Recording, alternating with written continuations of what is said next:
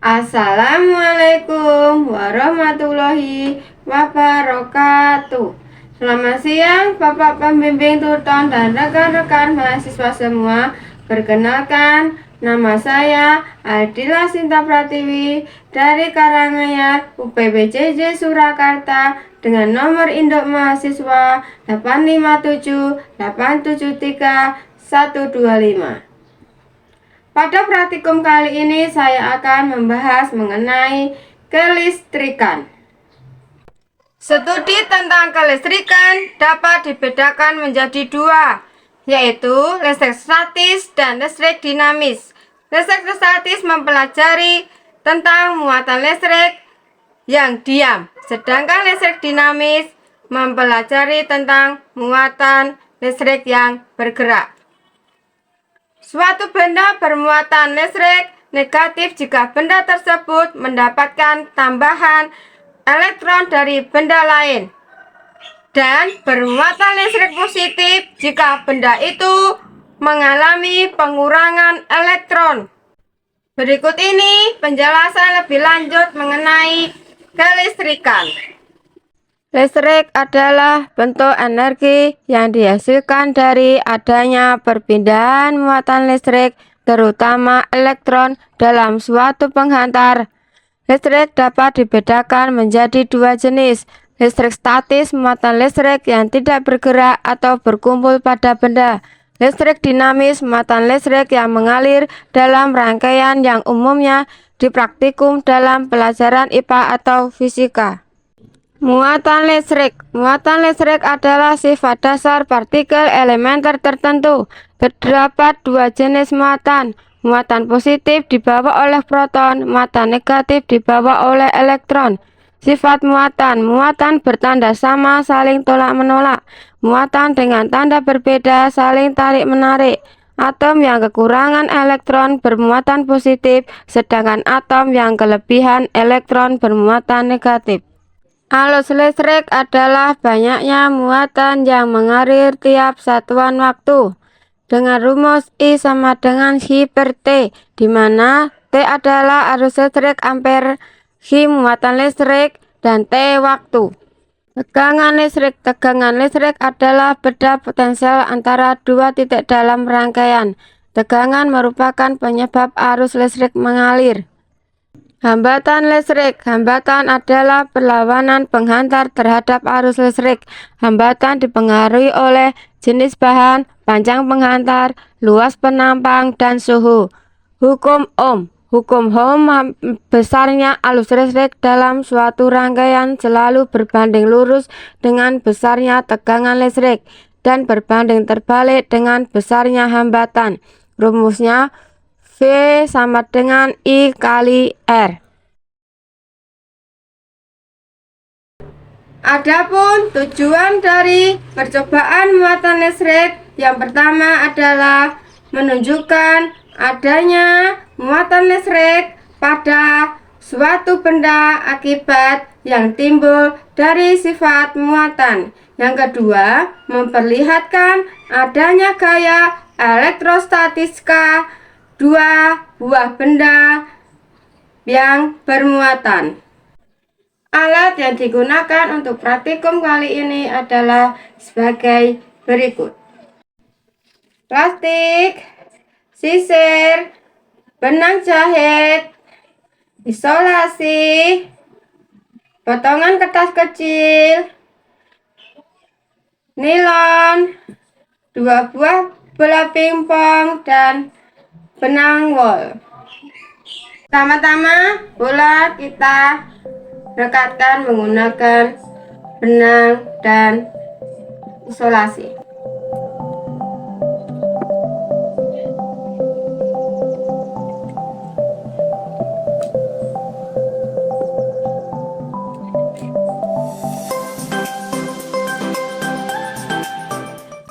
Kita rangkai seperti ini.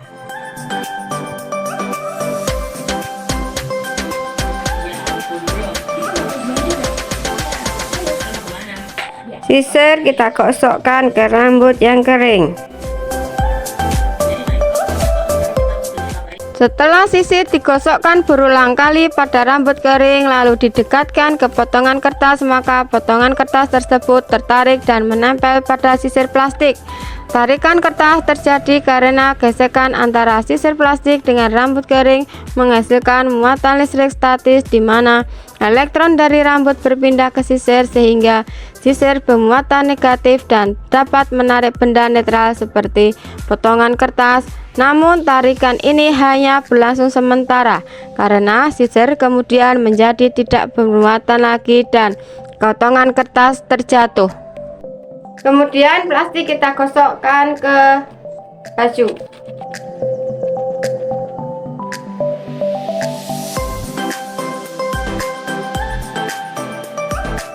Ketika plastik digosokkan pada baju beberapa kali kemudian didekatkan ke bola pingpong, terjadi gaya tarik-menarik antara tas plastik dengan bola pingpong sehingga bola pingpong mendekat dan bergerak menuju ke arah plastik. Sedangkan apabila plastik tidak digosokkan terlebih dahulu, tidak terjadi reaksi tarik-menarik atau tolak-menolak.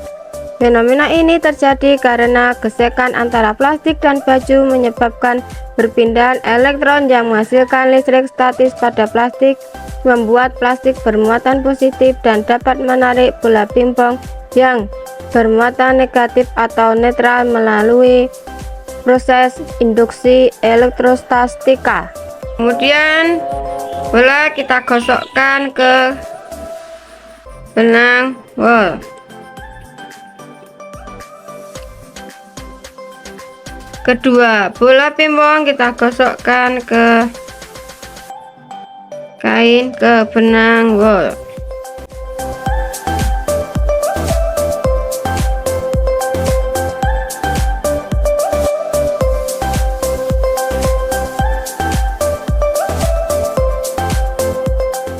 Ketika bola pingpong digosokkan dengan bahan tertentu seperti wol, kemudian didekatkan ke bola pingpong lain yang juga digosokkan dengan bahan yang sama, terjadi gaya tolak-menolak antara kedua bola pingpong karena keduanya memiliki jenis muatan yang sejenis, sama-sama positif atau sama-sama negatif.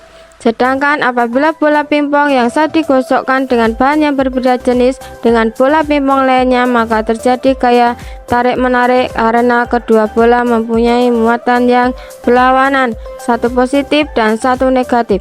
Sehingga percobaan ini membuktikan prinsip dasar listrik statis bahwa muatan sejenis saling tolak-menolak dan muatan berlawanan saling tarik-menarik. Setelah percobaan muatan listrik dengan media wol, plastik, nilon, dan bola pingpong dapat kita masukkan ke tabel pengamatan seperti ini. Bola pingpong kiri digosok dengan wol, bola pingpong kanan digosok dengan wol, maka tolak menolak, plastik, tarik menarik, nilon, tarik menarik. Bola pingpong kiri digosok dengan plastik, sedangkan bola pingpong kanan digosok dengan wol, tarik menarik, plastik, tolak menolak, nilon, tarik menarik. Bola pingpong kiri digosok dengan nilon, maka bola pingpong kanan digosok dengan wol, maka akan tarik menarik, plastik, tarik menarik, dan nilon, tolak menolak. Selanjutnya, tujuan dari percobaan arus dan tegangan listrik yang pertama adalah menjelaskan aliran arus dalam suatu rangkaian listrik. Yang kedua, menjelaskan pengaruh tegangan terhadap suatu rangkaian. Yang pertama adalah 3 buah baterai, kabel penjepit merah dan hitam, lampu atau bolam 2,5 volt dirangkai seperti ini.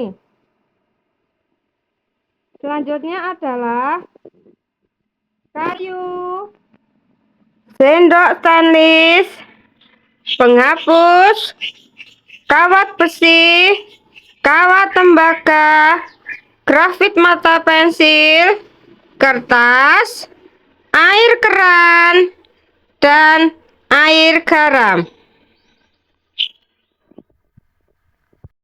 Dari berbagai alat atau bahan yang saya sebutkan tadi, akan saya cek menggunakan peralatan rangkaian seperti ini.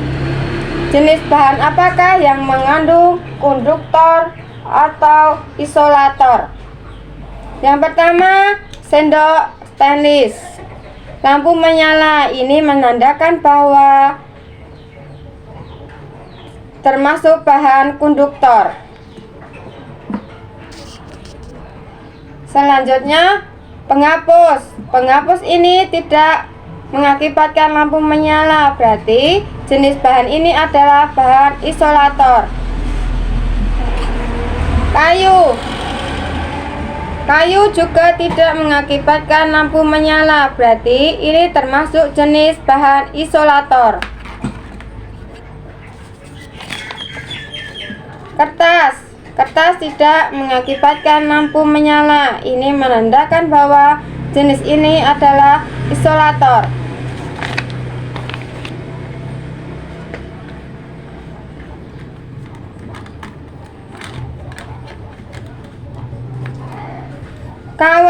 Kawat besi ini mengakibatkan lampu menyala, berarti kawat besi mengandung jenis bahan konduktor.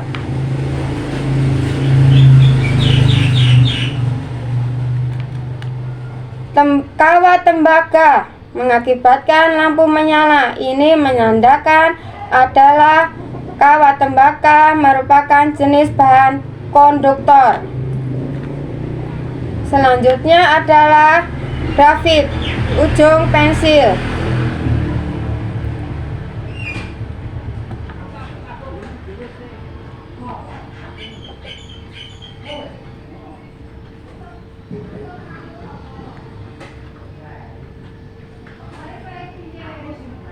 Ujung pensil tidak mengakibatkan lampu menyala, ini menandakan bahwa bukan jenis bahan konduktor. Selanjutnya, air garam.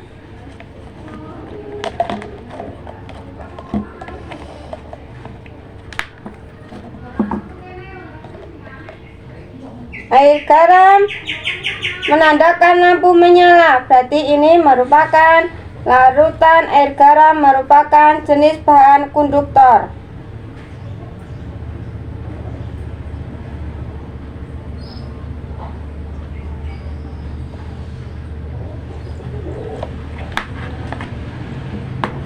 Selanjutnya, air keran.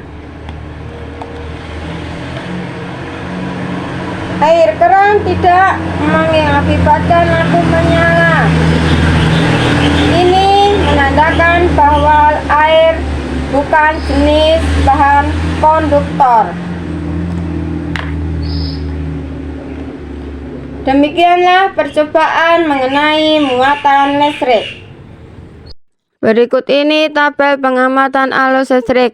Bahan kawat besi, lampu menyala, konduktor. Kawat tembaga, lampu menyala, konduktor. Sendok stainless, lampu menyala, konduktor. Kayu, lampu tidak menyala, isolator. Karet penghapus, lampu tidak menyala, isolator.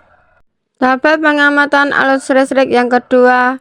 Grafit mata listrik, tidak menyala, isolator. Kertas, tidak menyala, isolator. Tas plastik, lampu tidak menyala, isolator. Air keran, lampu tidak menyala, isolator. Dan terakhir air garam, lampu menyala, konduktor. Percobaan tegangan listrik yang pertama, ketika selakat ditutup, berikut hal yang akan terjadi. Apakah lampu menyala? Ya, lampu akan menyala. Mengapa demikian? Rangkaian tertutup menutup saklar membuat rangkaian menjadi tertutup, sehingga arus listrik dapat mengalir dari kutub positif baterai melewati lampu dan kembali ke kutub negatif. Aliran arus listrik yang mengalir melalui filamen lampu akan menghasilkan energi panas dan cahaya yang menyebabkan lampu berpijar. Percobaan tegangan listrik yang kedua. Setelah saklar ditutup, lampu tidak menyala. Mengapa demikian? Hal ini terjadi karena voltmeter dipasang secara seri dengan lampu dan sumber tegangan. Hambatan dalam tinggi voltmeter dirancang untuk memiliki hambatan dalam yang sangat besar agar tidak mengganggu arus saat dipasang paralel.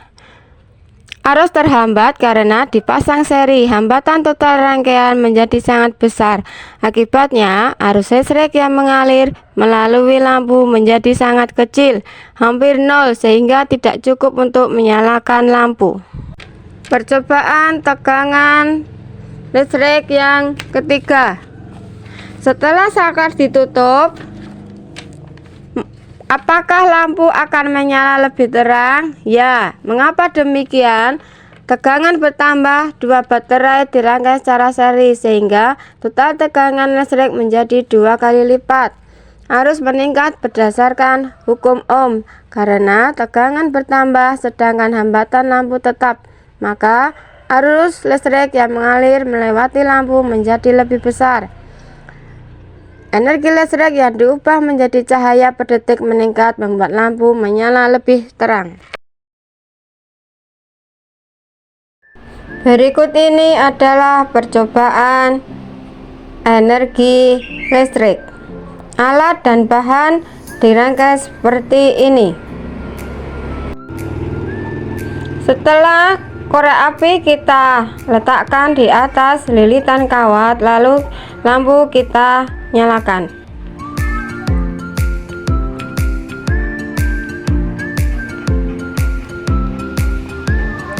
Kita tunggu beberapa menit apa yang akan terjadi. Ketika kawat yang dililitan pada benda logam dihubungkan ke sumber arus listrik, kawat tersebut menjadi panas karena terjadi perubahan energi listrik menjadi energi panas. Dan ketika korek api didekatkan atau ditempelkan pada kawat yang panas, bagian kepala korek api akan terbakar atau muncul nyala api kecil, sehingga percobaan ini membuktikan bahwa energi listrik dapat diubah menjadi energi panas melalui hambatan kawat, dan panas yang dihasilkan cukup untuk membakar bahan yang mudah terbakar.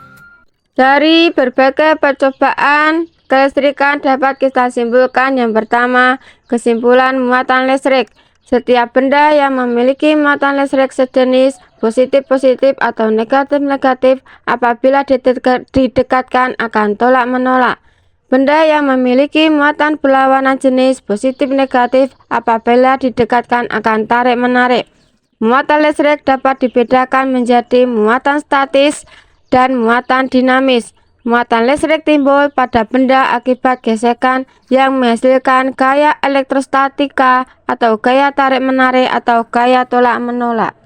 Kesimpulan arus listrik. Arus listrik adalah banyaknya muatan listrik yang mengalir melalui suatu titik dalam sirkuit listrik satuan waktu disebabkan oleh pergerakan elektron-elektron.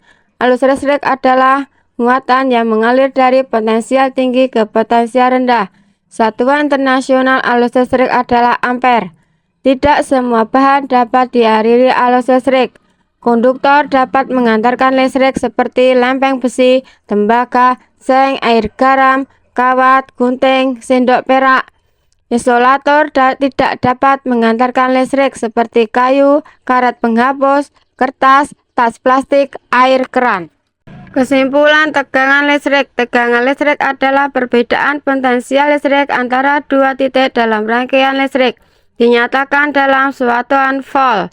Tegangan listrik menyebabkan energi potensial medan listrik mengakibatkan aliran listrik dalam konduktor. Hubungan antara arus, tegangan, dan hambatan mengikuti hukum Ohm.